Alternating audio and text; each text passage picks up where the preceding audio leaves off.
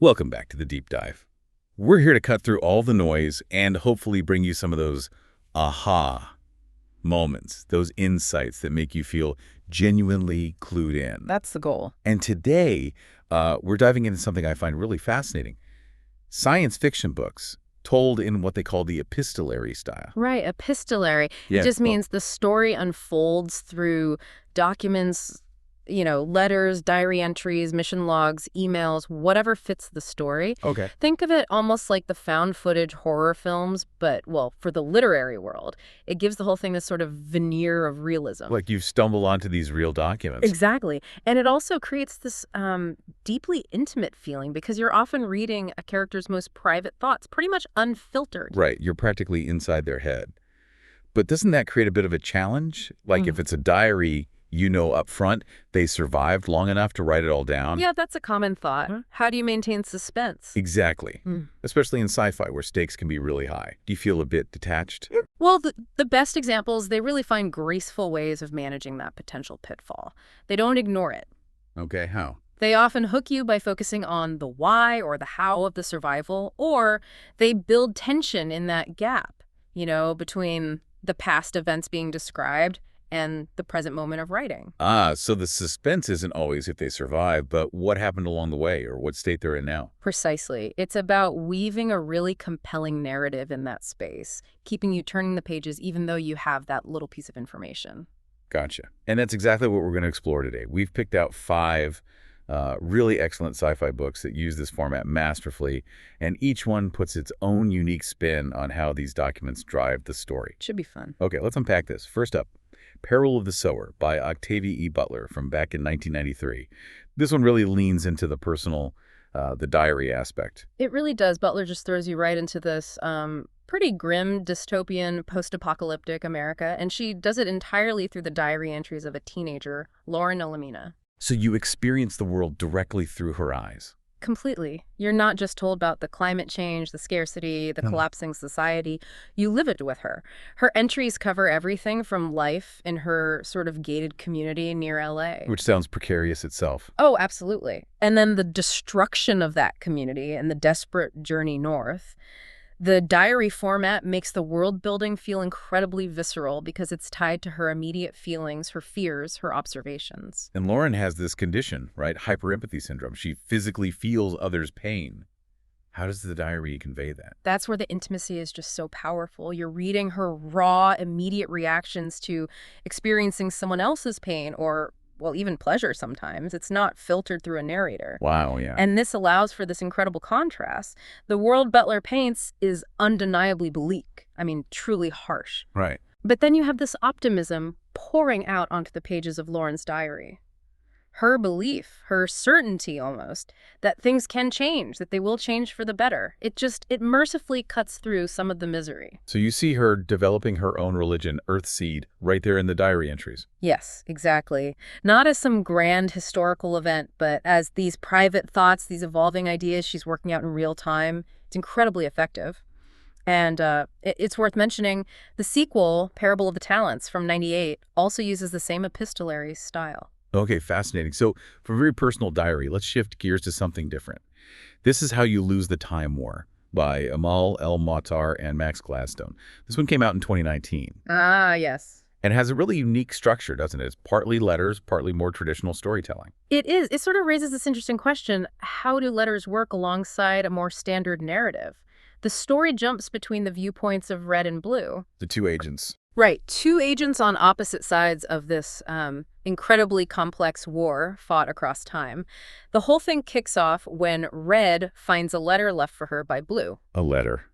From the enemy. Yeah, basically bragging about having bested her in some temporal skirmish. And from that one taunt, these 2 enemies start up this, well, completely unlikely correspondence, pen pals across time and war. Wow. So the letters are key. They're the absolute core. The epistolary sections are pretty much just their letters back and forth, and that's where you see their connection developing. Which really becomes the heart of the novel, that relationship. Totally. And what's interesting about the letter format here is how the world building happens. It's essentially drip fed to you in tiny bits and pieces. Because they don't need to explain their own worlds to each other. Exactly. They're both living in these complex futures, involved in this intricate war. They know the basics. So as a reader, you're kind of piecing things together from the context, from the hints in their messages. I can see how that might be a bit confusing at first.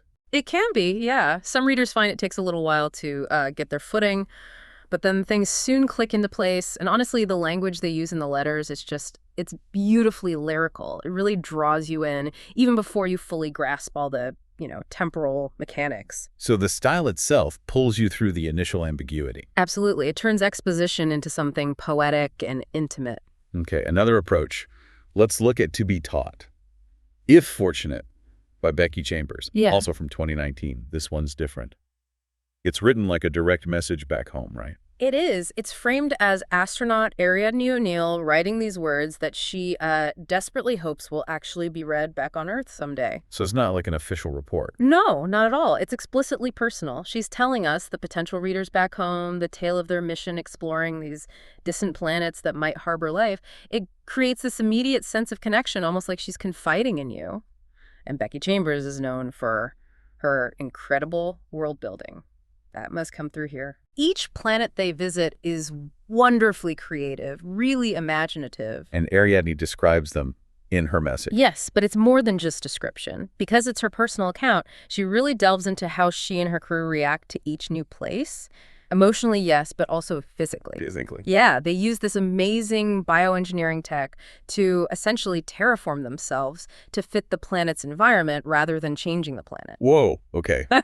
That's a twist. It is. So her account becomes this very quiet, almost contemplative travelogue. It's not, laser battles and explosions. And thoughtful exploration. Exactly. It's imbued with this profound sense of hope and wonder and the sheer strangeness of encountering the new, all delivered through Ariadne's very personal, direct address to you, the reader. Very cool. Okay, fourth on our list, I'm Waiting for You. And Other Stories by Kim Bo-young. This was published in 2021. And this one uses linked letters to tackle time dilation. Right.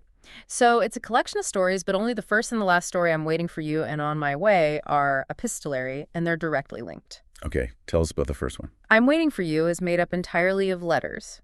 They're from this very eager groom-to-be to his fiancée, who's off on a long space journey. Yeah, the relativity problem. You got it. He's writing about how, thanks to time dilation, the trip will only feel like a few months for her, but back on Earth, he has to wait years and years. Ouch. Yeah.